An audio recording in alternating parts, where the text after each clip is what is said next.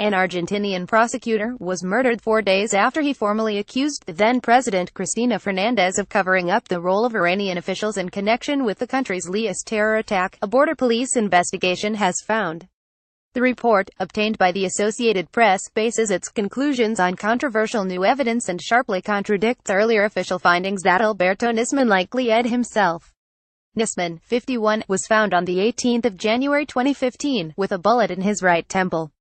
A .22 caliber pistol was found next to him.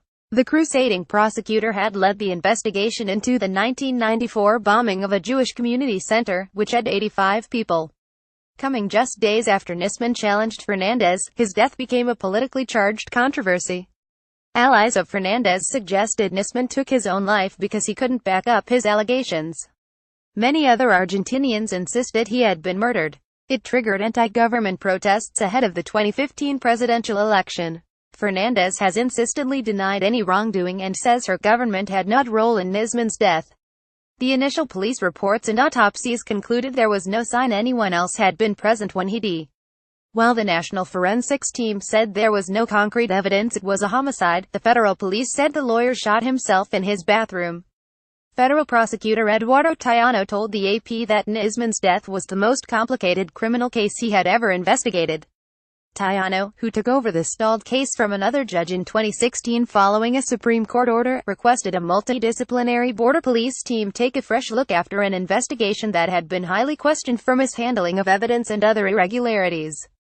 Tayano said that the agency, whose main role was to guard borders and fight drug trafficking, was chosen because it hadn't been involved in the earlier, much-questioned investigation. The border police report says Nisman was beaten by 2 people who drugged him and placed him in front of his bathtub. While one of the attackers held him under the armpits as in a hug, the other placed the gun on his head and shot him. It was about 2:46 am on a Sunday. The investigation listed key evidence that WASNT mentioned in previous reports. Nisman's nasal septum was broken, he had suffered blows to his hip and other areas, and ketamine, a drug with strong anesthetic properties, was in his body. The new report concludes that the attackers tried to stage a suicide, but it notes that other experts throughout the series of investigations never found any traces of gunpowder on Nisman's hands. The 1994 bombing of the AMIA Jewish Community Center in Buenos Aires had 85 people and injured hundreds. Fernández's government struck a 2013 accord with Iran, which was portrayed as a way to reach the truth behind the attack, but the deal, which was approved by Congress, was later ruled unconstitutional by an Argentinian court. Nisman believed Fernández was using the deal with Iran to secretly negotiate and help shield the Iranian officials allegedly behind the attack. Tayano told the AP that he would compare the new report with previous ones and decide whether to treat Nisman's death as a murder, suicide or induced suicide.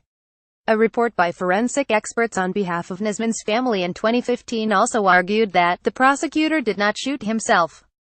However, their report said only one attacker carried out the act by holding Nisman's right hand and pulling the trigger to make it look like a suicide. The fatal shot was fired from a gun that had been loaned to Nisman by Diego Lagomarsino, a computer technician who said the prosecutor asked for the weapon because he feared for his and his daughter's lives. A forensic report sent by Lagomarsino's defense to Tayano contends Nisman shot himself standing in front of a mirror and then fell back, hitting his head. It says there is no proof Nisman was under the effects of ketamine and argues he suffered injuries on his left hip and ankle several hours before his death. A lesion on his bottom lip could have happened while the body was being transported, it says. The death was said to have taken place between 8 a.m. and noon, several hours later than estimated by the border police report. Tayano said a major challenge for the investigation was contamination of the crime scene. More than 60 people walked carelessly in Nisman's luxury apartment for several hours after the body was found by his mother and security guards. In addition, Nisman's mobile phone and computer were tampered with to delete any traces of the information and calls that he received in the hours before his death. And the apartment building's security cameras had not been working for days before he died. The challenge is very complex, Tayano said. If this had been investigated differently from the start, this would be a whole different thing. Federal police officers who are in charge of Nisman's security are also being investigated, and experts say the differing conclusions on what happened could point to negligence or the mishandling of information.